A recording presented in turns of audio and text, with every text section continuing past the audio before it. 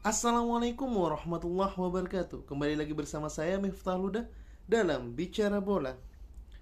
Ya, pada kesempatan kali ini kita akan membahas lanjutan Liga Premier League, di mana pertandingan berlangsung di midweek antara Manchester City menghadapi Wolverhampton Wanderers, tapi di kandangnya Wolverhampton Wanderers.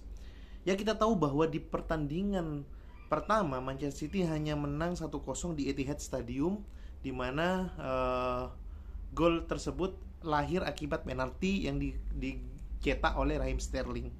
Nah, tentunya dengan kemenangan Liverpool di malam selanjutnya atau di hari sebelumnya, patut kiranya untuk Manchester City untuk menjaga asa menjadi pemuncak klasemen dengan memenangkan laga melawan Wolverhampton Wanderers atau yang kita kenal dengan Wolves. Maka dari itu, sejak menit pertama atau sejak starting line up diberikan, Manchester City tidak main-main untuk menurunkan pemain-pemain terbaiknya, di mana Bernardo Silva menjadi seorang false nine, ditambah lini sayap Raheem Sterling dan Phil Foden. Nah, setelah dengan lini tengah yang sangat memukau, di antaranya ada Ilkay Gundogan, Kevin De Bruyne, dan Rodri. Nah, setelah pertandingan dimulai, Wolverhampton Wanderers seperti biasa dia mengandalkan 3-4-3 dengan kondisi counter attack cepat. Di situ City memanfaatkan situasi karena kita tahu bahwa tim-tim sekelas Wolves itu pada dasarnya adalah tim-tim yang hanya mengandalkan serangan balik karena memiliki sayap-sayap yang lincah dan striker yang mematikan. Maka dari itu Wolves lebih menunggu di mana Manchester City melakukan kesalahan ketika melalui penyerangan dari Manchester City. Nah, pada menit-menit awal Kevin De Bruyne sudah memberikan tajinya, menit ke-6 kalau nggak salah. Kevin De Bruyne memberikan tajinya dengan sepakan terupas dari Bernardo Silva, mampu memanfaatkan sepak atau bola terupas mampu dimanfaatkan dengan kaki kirinya sehingga mampu membobol gawang dari Josesa dari Wolverhampton Wanderers. Gol 1-0 untuk Manchester City. Setelah itu Manchester City melakukan penyerangan terus-menerus, tetapi hasilnya counter attack yang didapatkan dari Wolverhampton Wanderers mampu memberikan hasil di mana Den Docker mampu memberikan gol untuk Wolves sehingga skor 1-1.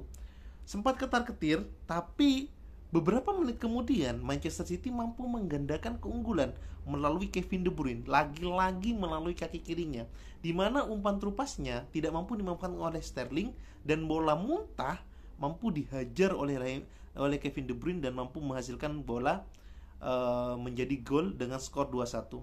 Bukan cuma di situ saja, bahkan beberapa menit kemudian di menit 24 tepatnya, Kevin De Bruyne lagi-lagi memberikan tendangan mematikan yang dimana dia kombinasi 1-2 dari sisi sayap sebelah kanan dan mampu memberikan tendangan ke tiang jauh sehingga mampu memberikan gol menjadi 3-1.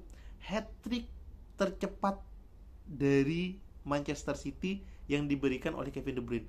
Bahkan ini menjadi catatan hat-trick tercepat nomor 3.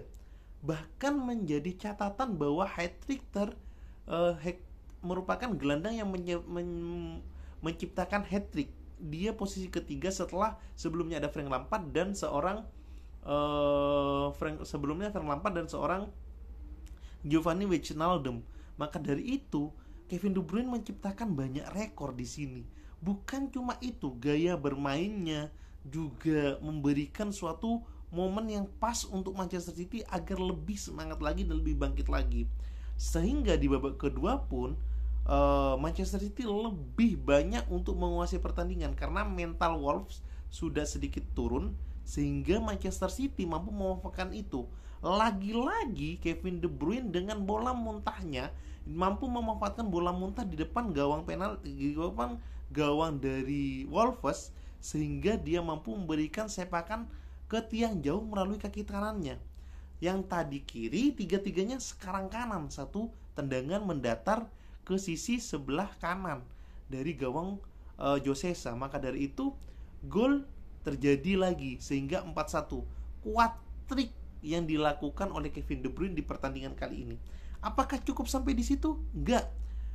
Manchester City pada dasarnya menguasai pertandingan, bahkan banyak peluang yang diciptakan, akan tetapi masih mampu terpatahkan. Atau mungkin Mister Gawang menjadi saksinya.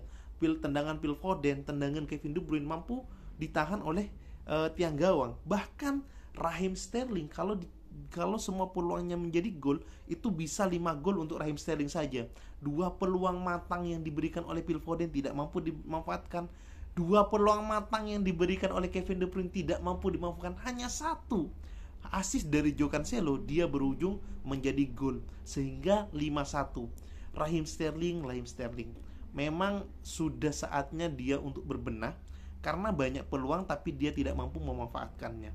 Akan tetapi kemenangan ini tetaplah kemenangan yang sangat bagus untuk menjaga asa defensif golnya dengan Liverpool dan menjaga asa untuk di puncak klasemen.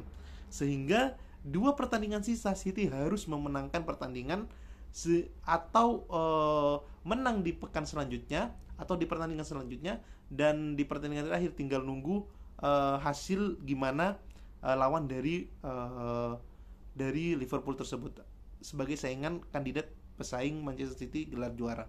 Tapi menjadi catatan adalah Pep Guardiola setelah pertandingan mengkonfirmasi bahwa Aymeric Laporte mengalami cedera karena berbenturan, terus Fernandinho mengalami masalah pada ototnya.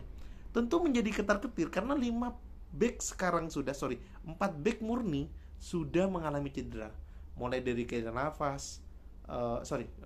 Kyle Walker, John Stone, terus Ruben Dias, sekarang Aymeric Laporte, bahkan Fernandinho itu mengalami cedera. Ya, semoga di 2 pertandingan sisa City berbenah dan mampu memberikan kemenangan demi kemenangan untuk Manchester City.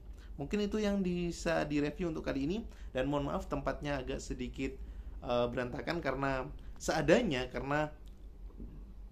setelah ini akan ada kegiatan untuk kerjaan saya, maka dari itu saya sempatkan untuk buat video untuk para viewers dan para subscriber yang untuk menonton video ini.